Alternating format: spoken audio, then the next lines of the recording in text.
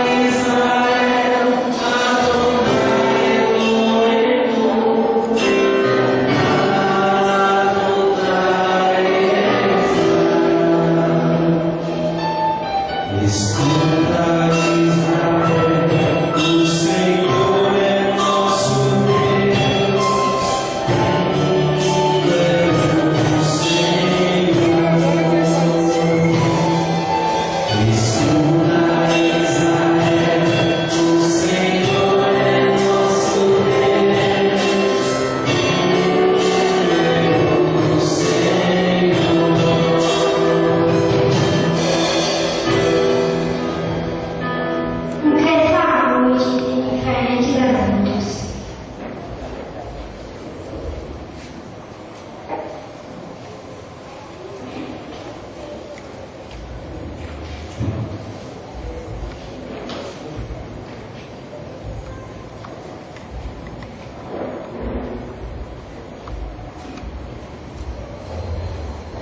Eis a resposta. Eis a resposta. Eis a resposta.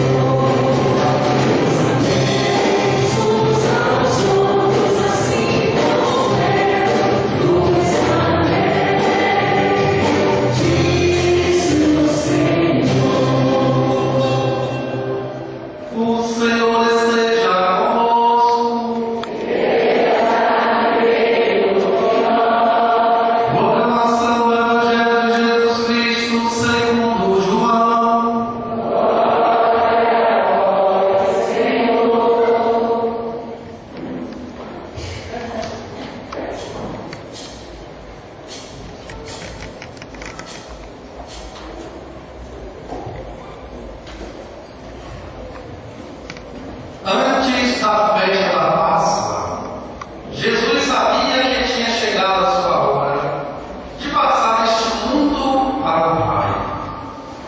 Tem tomado os seus que estavam no mundo, amou-os até o fim. Estavam tomando a ceia. O diabo já tinha posto no coração de Judas, filho de Simão Iscariotes, o propósito de entregar Jesus. Jesus sabia que o Pai tinha posto tudo em suas mãos e que de Deus tinha saído, para Deus voltava, levantou-se da mesa, tirou o manto, pegou uma toalha e amarrou na cintura, derramou água na bacia e começou a lavar os pés dos discípulos, enxugando com a toalha com que estava cingido. Chegou a vez de Simão Pedro. Pedro disse: Senhor, tu me lavas os pés? Respondeu Jesus: agora não entendes o que estou fazendo, mais tarde compreenderás. Disse-lhes Pedro: tu nunca me lavarás os pés. Mas Jesus respondeu: se eu não te lavar, não terás parte comigo. Simão Pedro disse: Senhor, então lava não somente meus pés, mas também as mãos e a cabeça. Jesus respondeu: quem já se banhou não precisa lavar senão os pés, porque já está todo limpo. Também vós estáis limpos, mas não todos. Jesus sabia que o ia entregar. Por isso disse: nem todos estáis limpos.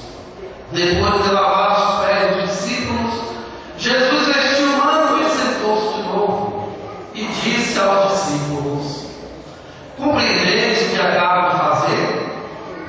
Vós me chamais mestre e Senhor e dizeis bem, pois eu sou. Portanto, se eu, o Senhor e mestre, vos lavei os pés, também vós deveis lavar os pés uns dos outros. Desde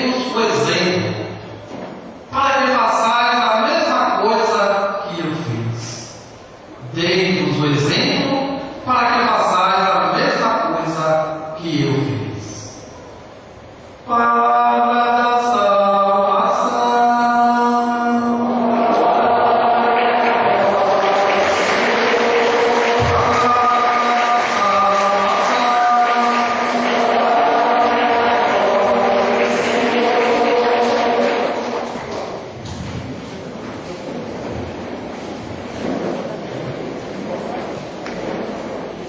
Queridos irmãos e irmãs, querido povo de Deus,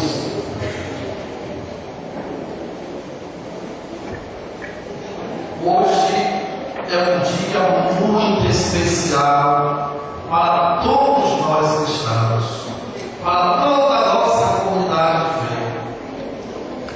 E dois acontecimentos extraordinários fazem com que esse dia de hoje, essa liturgia, se torne tão importante para todos nós. Primeiro, a instituição da Eucaristia e, consequentemente, a instituição do sacerdócio.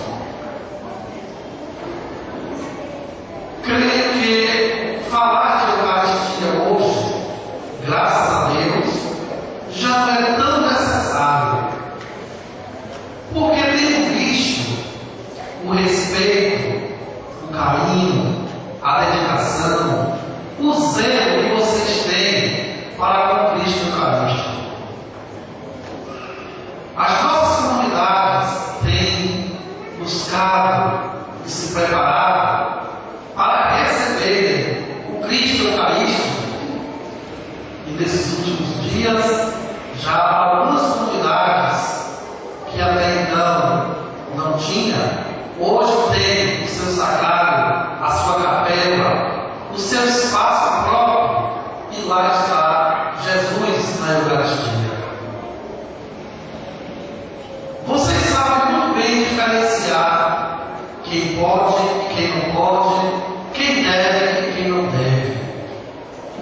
Nós sabemos muito bem, diante da situação em que nos encontramos, se estamos preparados ou não para recebermos a Santa Eucaristia, sinal que compreendemos muito bem que não podemos receber Jesus de qualquer jeito, mas é preciso estar preparado.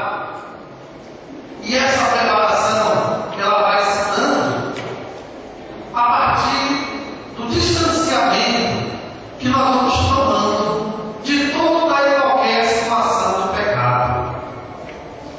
Não nos sentimos dignos quando sabemos que na nossa vida algo está acontecendo, ou estamos com um jeito de ser que não corresponde, que não agrada ao Senhor. Louvado seja Deus por esta compreensão, por chegarmos já a esse nível de compreensão da importância e do valor do Cristo na Santa Hóstia consagrada, na Eucaristia,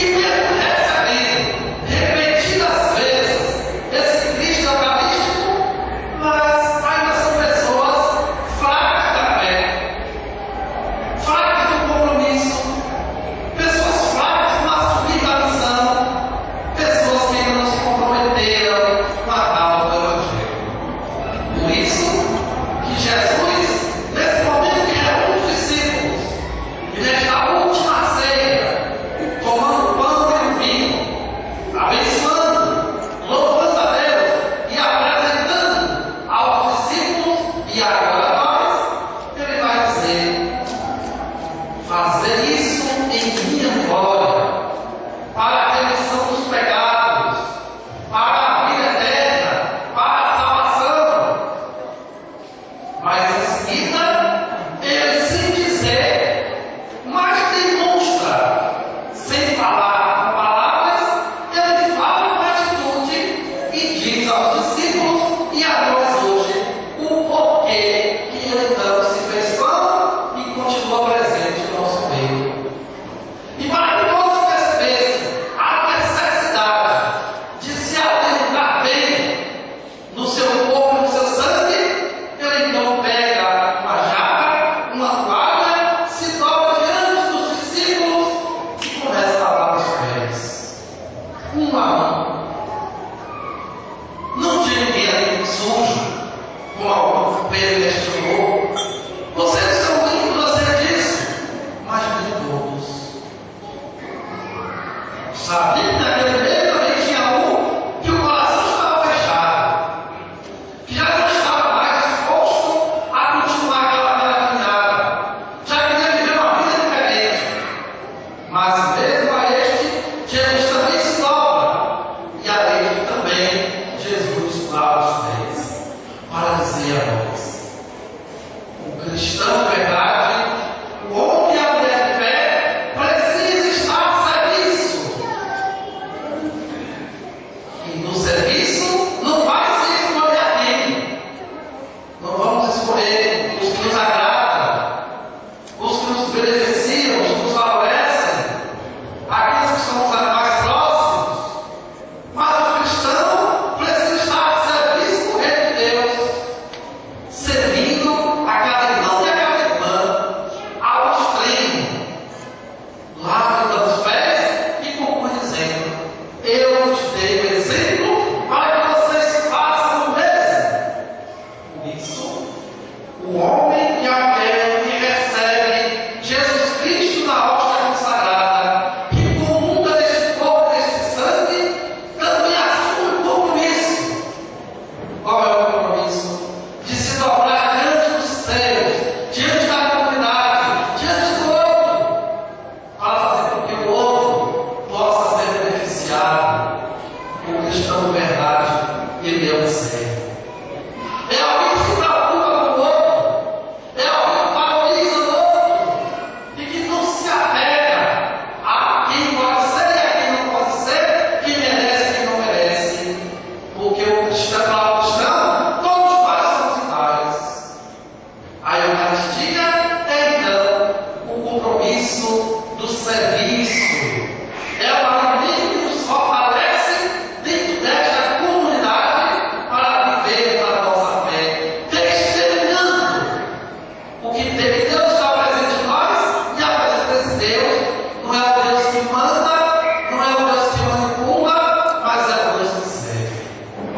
Meus queridos irmãos e irmãs, que bom será se hoje sairmos daqui conscientes do nosso papel cristão, do objetivo da presença do Senhor em nós, a partir da Santa Eucaristia.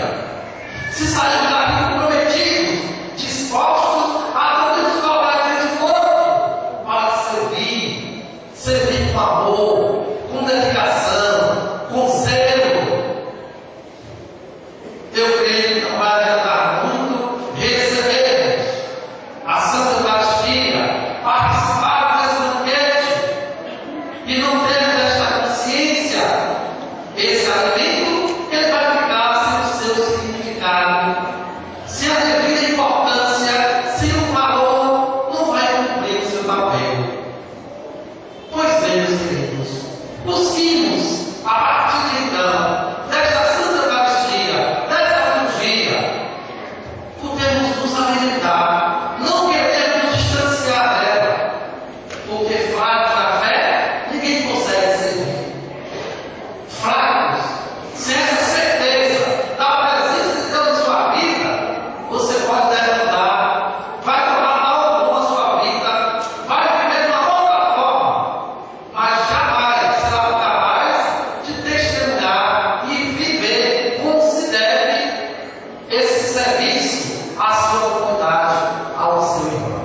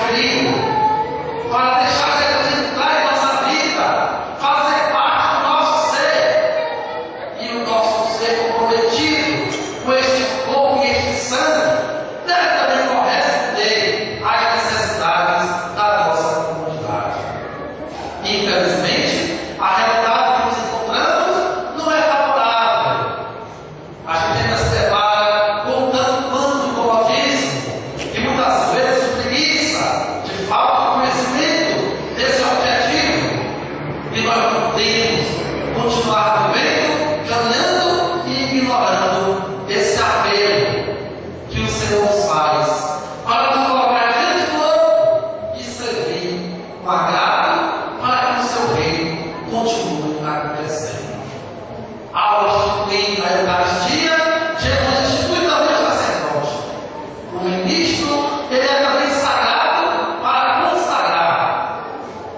E por meio desse ministério ordenado da ordem, Deus se faz presente em meio ao seu povo, em meio à sua humanidade. E eu não sei se vocês todos já tiveram a oportunidade de participar do momento da ordenação do padre. Mas, naquele momento da ordenação, o seminarista ou o diácono, ele não brinca no presbitério, ele fica no meio do povo. E o bispo o chama, queira aproximar-se aquele que vai receber o sacramento da ordem. No meio do povo, de uma família, de uma comunidade, de uma realidade, sai este homem. Mas depois que ele posto a mão sobre ele, depois que é ungido, que há todo o processo de oração, ali não se encontra mais simplesmente um homem, se encontra um padre, um servo de Deus. Alguém que deve estar à frente da comunidade para fazer com que todo esse mistério de salvação continue acontecendo. E nesse acontecimento, a salvação vai chegando a cada irmão e a cada irmã. É a partir desse ministro ordenado, tirado do meio do povo, com toda a sua fragilidade, com todo o seu pecado, com toda a sua natureza, que Deus então o chama e o possibilita esta graça de fazer com que a sua presença se torne real, verdadeira, visível em cada um e todos nós. Por isso eu quero só lembrar vocês que o padre não é um super-homem, não é de ferro, não é de aço, não é também um anjo. Eu digo isso porque na comunidade a gente encontra essas situações de alguns que acham que o padre tem que fazer tudo, e porque pode tudo, alguém com que não tivesse sentimento, com que não tivesse outras situações, e pode tudo. Outros acham e acreditam que é um ser tão especial, tão intocável, é um anjo. E nós precisamos ver o padre como uma pessoa escolhida para o serviço, mas continua uma pessoa com os seus sentimentos, com as preocupações, com as tantas situações semelhantes a vocês. Por isso, o padre também precisa desse acompanhamento, dessa presença amiga, dessa proteção da comunidade, desse apoio, desse carinho e, sobretudo, deste entendimento. O pastor, confiado pelo bispo a uma comunidade, vem para servir, vem para tornar visível essa presença de Jesus. Mas isso só é possível a partir também dessa consciência da comunidade. Por isso, então, meus queridos irmãos e irmãs, nós vamos agora fazer esse mesmo gesto que Jesus fez, de nos colocar diante dessas pessoas que estão aqui à frente, que foram escolhidas, e não foram por acaso, porque são pessoas que, de acordo com a fraternidade, têm desempenhado na comunidade esse serviço social, conforme o apelo da igreja, tem sido sério, tem tido consciência de fé, tem assumido a sua fé diante do irmão, diante da comunidade. E diante desses, nós também iremos repetir esse gesto. Mas eu peço a vocês, não vejam tão somente como uma apresentação, como uma peça teatral. Não é esse o objetivo.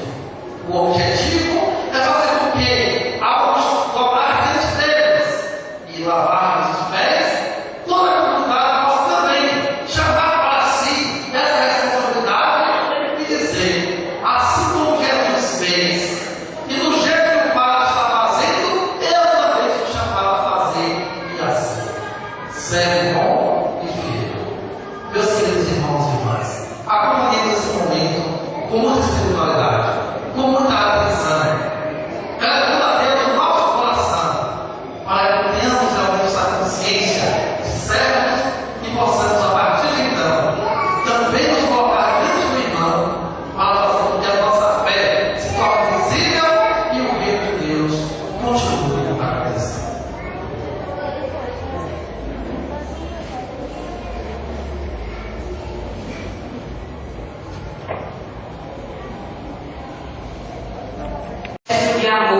isso. E após repetir o gesto de Jesus, aqueles que mais têm lavado os pés, também alguns deles vão sair para lavar os pés de outros irmãos.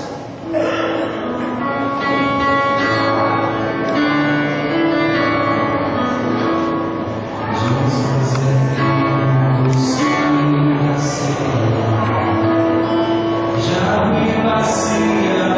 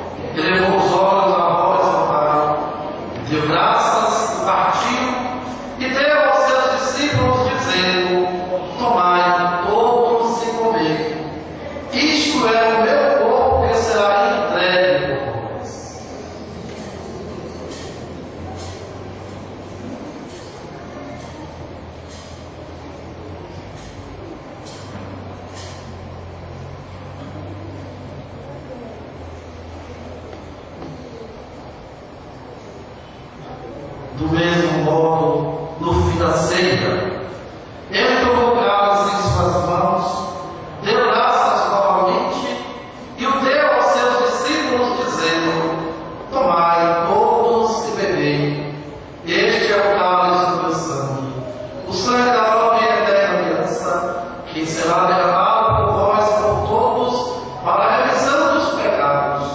Fazei isto em minha memória.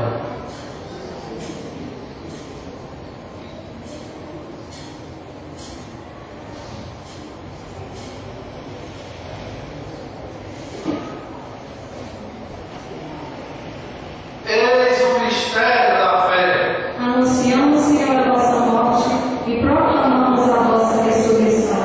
Vinde, Senhor Jesus.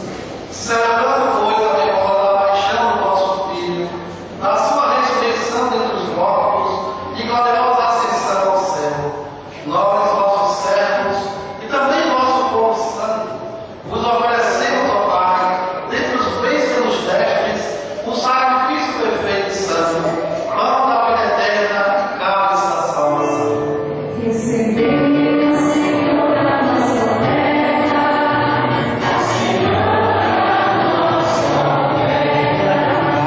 Recebeu, Pai, esta oferenda, como recebeste na oferta de Abel, o sacrifício de Abraão e os dons de Melquisedeque.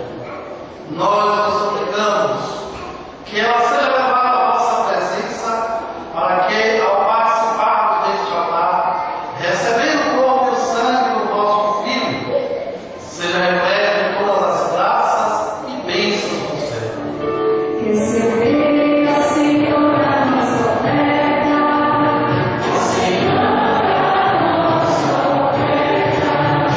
Lembrai-vos, ó Pai, dos vossos filhos e filhas, que partiram desta vida, marcados com o sinal da fé.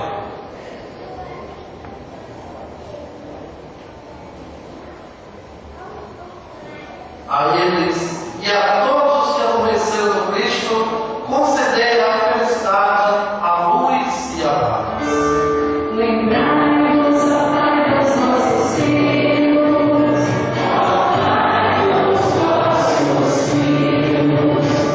E a todos nós, pecadores, que confiamos na vossa imensa misericórdia, concedei, não por nossos méritos, mas por vossa bondade, o convívio dos apóstolos e mártires, João Batista e Estevão, Matias e Barnabé, Inácio, Alexandre, Marcelino e Pedro, felicidade perpétua, Águida e Luzia, Inês, Cecília e Anastácia, e todos os vossos santos. Concedei-nos o convívio dos eleitos.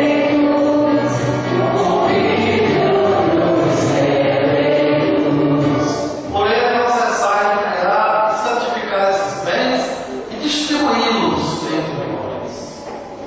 Por Cristo, com Cristo e em Cristo, a vós, Deus Pai,